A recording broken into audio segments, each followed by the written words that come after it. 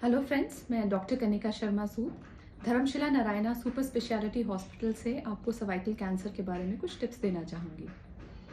Cervical cancer awareness month जनवरी में observe किया जाता है और इसकी बहुत ज़्यादा अहमियत है हिंदुस्तान में। अगर world wide almost 5.7 lakh women को सर्वाइकल कैंसर होता है तो उनमें से 97,000 औरतें हिंदुस्तान से होती हैं। तो एक बहुत बड़ा प्रोपोर्शन कैंसर बर्डन का इंडिया की तरफ से है सर्वाइकल कैंसर में। सर्वाइकल कैंसर के बारे में जानने से पहले मैं आपको बताना चाहूँगी कि सर्विक्स होता क्या है। बहुत लोग सर्वाइकल कैंसर को गर्दन या सर्विक्स को गर्दन से एसोसिएट करते हैं। सर्वाइकल प्रॉब्लम गर्दन की प्रॉब्लम अलग होती है, सर्वाइकल कैंसर एक अलग बीमारी है।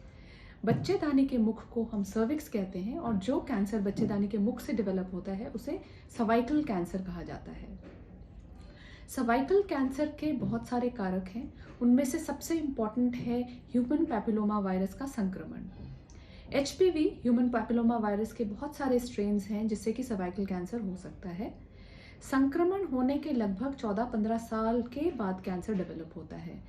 जब संक्रमण होता है तो जो सर्विक्स के सेल्स हैं उसमें कुछ चेंजेस आते हैं जिसको हम सर्वाइकल इंट्राएपिथेलियल न्यूप्लेजिया बोलते हैं। धीरे धीरे वो CIN चेंज होकर कैंसर में बन जाता है।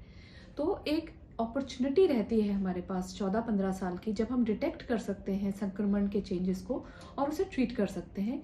जबकि कैंसर बनने के बाद अगर हम ट्रीट करते हैं तो ट्रीटमेंट बहुत ही ज़्यादा एक्सटेंसिव होती है। HPV हमारे पास पता है कि एक कारक है, तो हमें HPV के प्रति टीकाकरण भी अवेलेबल है। HPV के प्रति ऑलमोस्ट उसकी जो 4 से 8 स्ट्रेन्स हैं उसके प्रति एक बड़ा ही इफ़ेक्टिव वैक्सीनेशन अवेलेबल है जो कि 9 से 11 साल की बच्चियों को दिया जा सकता है। 2 डोजेस लगती हैं उसकी, और अगर कोई महिला बाद में लगवाना चाहती है अप टू ऑलमोस्ट 40 इयर्स इसकी वैक्सीनेशन की जा सकती है, केवल डोजेस में अंतर आता है।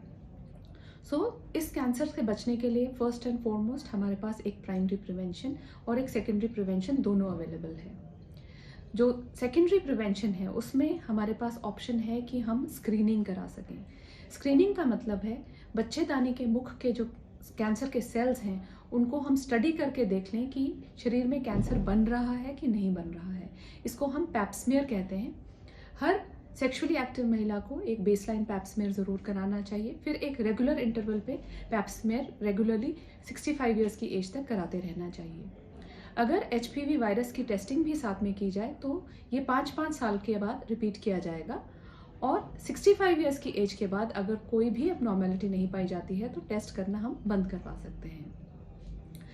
और भी कुछ कारण हैं सर्वाइकल कैंसर के, जिनमें से कॉमनेस्ट है multiple sexual partners, multiple child birth, bad hygiene of the private parts, smoking, alcohol consumption, and कुछ केसेस में एक DES नामक हार्मोनल दवाई है जो कि यदि किसी महिला की मदर ने प्रेगनेंसी में खाई है तो उसको कैंसर होने का रिस्क ज़्यादा हो जाता है। एक different type of cervical cancer जिसको हम क्लियर सेल कार्सिनोमा कहते हैं उसका डेवलप होने का। तो हमने आपको स्क्रीनिंग के बारे में बताया, प्रिवेंशन के बारे में बताया, अब कुछ सिम्टम्स भी बताना चाहूँगी, क्योंकि सर्वाइकल कैंसर के सिम्टम्स बहुत ही सटल होते हैं और बहुत और बीमारियां ऐसे सिम्टम्स दे सकती हैं तो एक महिला पहचान नहीं कर पाती है कि कहीं शरीर में कैंसर तो नहीं बन रहा है। जो कॉमनेस्ट सिम्टम होता है वो होता है ब्लीडिंग का, जो कि सेक्सुअल कांटेक्ट या कोई फिजिकल एग्जामिनेशन के बाद शुरू हो सकता है, या पीरियड्स का जो समापन है उसके बाद दोबारा पीरियड्स अगर इन बिटवीन आ रहे हैं, या पीरियड्स बहुत लंबे टाइम तक एक्सटेंड हो रहे हैं, बच्चेदानी के मुंह से गंदा पानी आ रहा है, कमर में दर्द हो रही है, पैरों में सूजन आ रही है, भूख नहीं लग रही है, वजन कम हो रहा है, ये एडवांस सर्वाइकल कैंसर के सिम्टम्स हो सकते हैं। इट इज़ इम्पॉर्टेंट कि हम कैंसर को इतनी लेट स्टेज तक पहुंचने ना दें और रेगुलर सर्वाइकल कैंसर के लिए स्क्रीनिंग कराएं और बच्चियों का टीकाकरण कराएं। Thank you so much.